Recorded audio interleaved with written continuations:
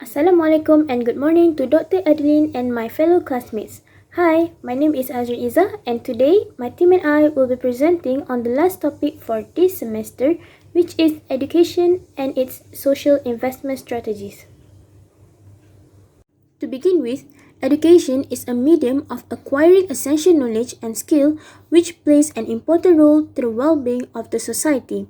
Through education, society is able to build self-confidence to face the world, enjoy the facilities around them, as well as understanding themselves.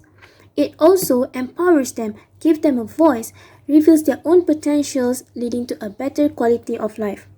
Based on some measurement by MOE, Malaysia has clearly achieved various successes in education system. However, there are several issues rises in the education. For instance, in the recent 2018 results of the International Students Assessment Program, PISA, the fact is that Malaysia has not improved much. In short, PISA is the worldwide examination launched by the OECD every 3 years. It requires 15 years old students to perform in reading, mathematics, and science. Malaysia started participating in PISA since 2009, and I am one of the candidates who gets to answer the PISA examination during my school time. From this PISA assessment, the average performance of Malaysian students are very low compared to the international average. These statistics are alarming because PISA assesses the higher level thinking skills and students' ability to solve problems in the real environment, which is very important skills in the 21st century.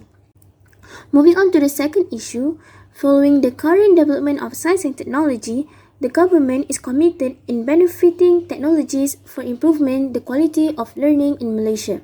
For example, the government had ensured that all schools will maximize the use of ICT for distance learning and expand the access to teaching using the latest technology. It is true that they did distribute all the resources needed to implement this type of learning. However, there are some schools that are unable to practice the use of this technology. For example, rural schools in Sabah and Sarawak. This is because in those areas, there is little or no internet connections, which makes it difficult to adapt to the learning method. Lastly, Malaysia is grouped as a high-performing education system. The government is striving to make the country as a global hub for education. That is why most universities are highly active in research activities, allowing them to be included in the world ranking. High performance will lead to high competitive education system. With this, there are a few different types of education and this can lead to social issue. For instance, there are communities that can have access to education and there are those who do not have the opportunity to the access of education. For those with no opportunity due to their social status or knowledge incapability, they should be helped by the government so that they can develop their knowledge, thus able to compete globally. Now, let's hear a presentation from Alicia.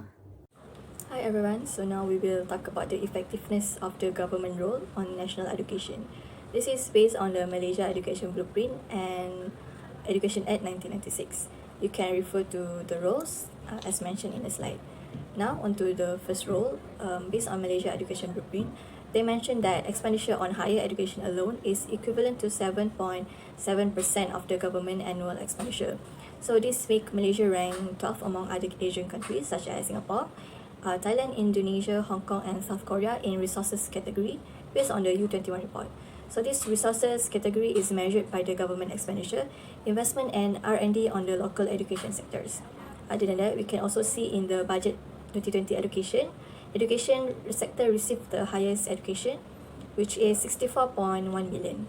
And then for the basic education, it is made compulsory based on the section 29A subsection 2 in the Education Act 1996, in which it is compulsory for parents to enroll their children in primary education standard 1 to standard 6, and the failure to comply to this law will result in sanction maximum 5k or imprisonment of 6 months or both.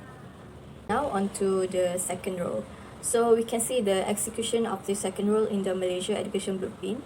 One of the aspirations for higher education system is that they want to move on from fully reliable on government resource to distributing equal responsibility to stakeholders to provide resource for education. For example, in our 6-month practical program on third year of our last semester. So the local industry have to provide internship place for university students. Not only it can benefit us for our professional careers, but also can benefit them in terms of giving fresh ideas and develop their own recruit skills. This also can be seen in the primary and secondary education levels, in which each school have their Parents Teachers Association or the IBG, in which parents and teacher actively work together for the school prosperity. And now on to the dual role. So Malaysia government does not execute this dual role, mostly because they are not the major provider of education, as there are many private institutions. And secondly, they do however act as a supervisor based on the Education Act 1996, in which this law and regulation must be followed by all education institutions in this country.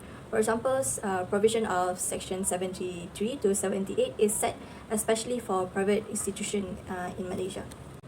And then for the last role, centrally funded for primary and secondary education. So the government only does this for the public schools, such as Sekolah Menengah and Sekolah Kebangsaan. However, there are allocation for schools such as Chinese private schools, Tafiz and Madrasah to improve the infrastructure. For example, in 2020, January, former Finance Minister Lim Guan Eng allocated around 100 million for Madrasah, Tafiz, Sekolah Agama in this country to improve their infrastructure and school system.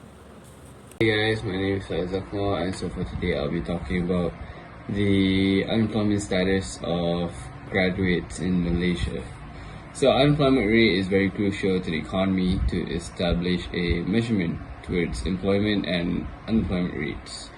Unemployment brings a definition where labor forces have no jobs that makes changes to the economic conditions. So in 2019, Malaysia recorded around 3.3% of unemployment rates.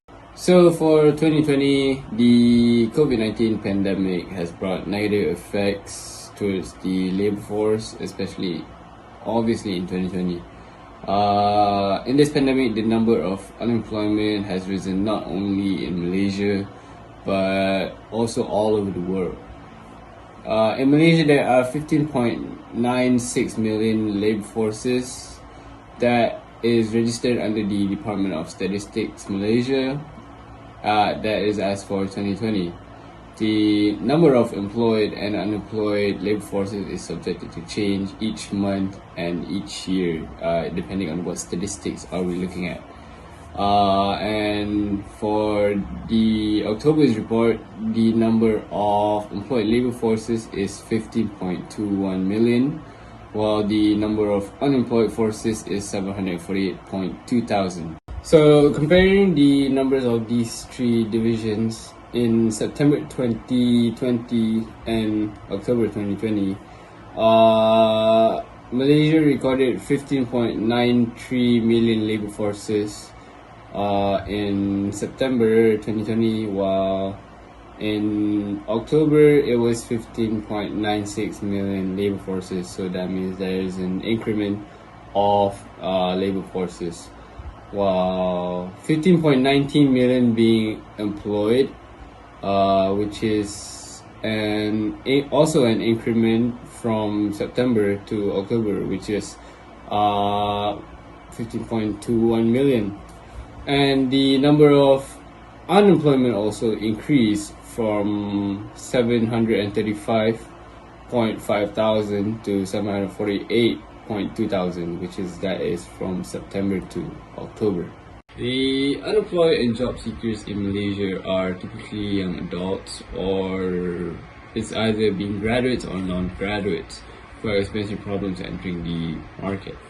Unemployed graduates is at 13.2%, which was highest in age 15 to 19 at 18.7% in 2019, while those age 20 to 24 are at the 11.9% also in 2019.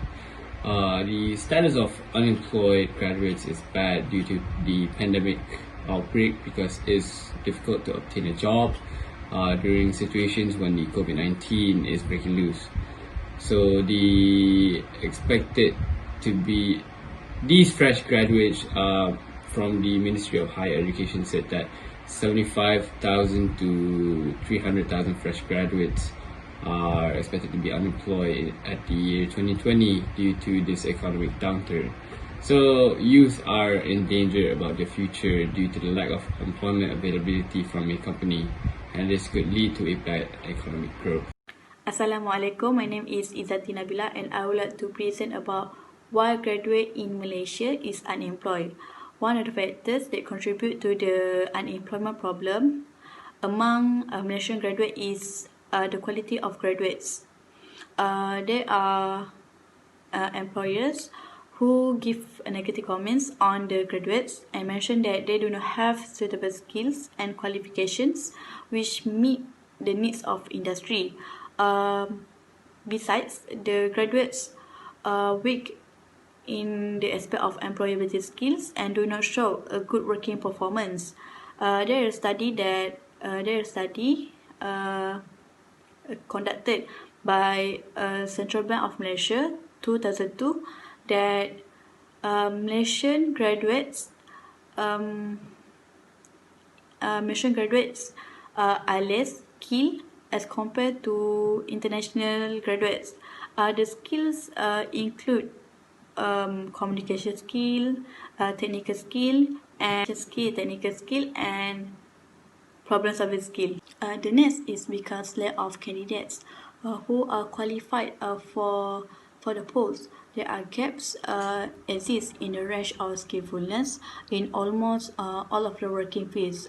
Consequently, this is the reason that makes an interview candidate is not selected to fulfill a post as the candidate do not meet the requirement by the industry. There is a study conducted by Ramdi 2008 found that the candidate or the graduates of higher education institution in Malaysia have a minimum preparation in facing the globalization. Subsequently, the graduates are facing problems in gaining a place in the working world as they are not able to compete and give full commitment to a work. This method is a regret because the inability for the Malaysian graduates to fulfill job vacancies in Malaysia, resulting in the hiring of foreign workers. And lastly, poor efficiency in English among graduates could be another factor contributing to their unemployment, as English is the main language used in every field. Graduates must enhance command of English to carry out their duties and as well as perform in interviews. Hi, I am Aisha, and for the next part is how the issue of graduate unemployment can be intervened proactively under the Human Capital Development Programs. Technical and vocational training and education is a dedicated road to develop secondary schools into highly skilled and future-ready workforce. It includes formal, non-formal and informal learning that provide the young people the requisite knowledge and skills, including the several trainings and educations. It is aimed to improve the efficiency among the different institutions. Furthermore, in the 2012, the scheme Kemahiran and Kerjaya Satu Malaysia was launched to secure the job for the TVET graduates, and at the end of 2014, there are 10,400 of TVET graduates are profited from these programs. Next is lifelong learning. It is required for the individual who are expert in their field. Lifelong learning is the main goal of the 10 and 11 Malaysian Plan as the third pillar of human resource growth, recognized as definitive Malaysia blueprint. This strategy may include the evaluation of the current local status, recognitions and increase the involvement. And this strategy may help the graduate and employment to practice the lifelong learning to have the additional value so that they get the opportunity to work because they have the skills needed by the company. Next is Graduate Enhancement Program for Employability. The government also set up the one-stop center to provide professional consultation to the job seeker to secure their job. It aims to help the unemployed graduates to develop skills through training in high-impact field, fine-tune and also industrial training programs. The government also set up the center to train the young people with the job market, such as with the agencies such as Job Malaysia, Social Security agencies, Pembangunan Sumber Malaysia Berhad, and the structured internship program, which is spearheaded by the Talent Corp and the Education Ministry. Under the Social Empowerment Program, we have NAM Institute of Empowerment Women Malaysia. It established under the Malaysian government and dedicated to training. It concentrated on the issues related to the gender development in areas that have been described as crucial to the women empowerment, such as economy, politics, education and violence against women. It aims to increase the awareness to the publics and facilitate the process of women empowerment. This will help the female graduate who are unemployed to embrace themselves if there is any discrimination towards women happen in the workplace. Under the Community Development Programs, National Community Policy, it aims to improve the quality of life for the people who live in the program Perumahan Rakyat. The government will provide social services to the community support members in need of assistance, hence can help them to enhance their quality of life. For the graduates who live in this community and face unemployment issues, this strategy will help them to eliminate the social problem among youth generations, thus help themselves to become more responsible towards society and towards themselves, because this behavior is required in the workplace. Thank you, Aisha. So my name is Ayani Shafika Binti Zaiful, and now I will proceed to the third point, which is Healthy Lifestyle Campaign. So since 1991, the Ministry of Health has launched a campaign for a better lifestyle. So 5 key elements, which is healthy eating, stress control, adequate exercise and also physical activities and not smoking are emphasized in this program. So this program therefore seeks to emphasize the role of the community.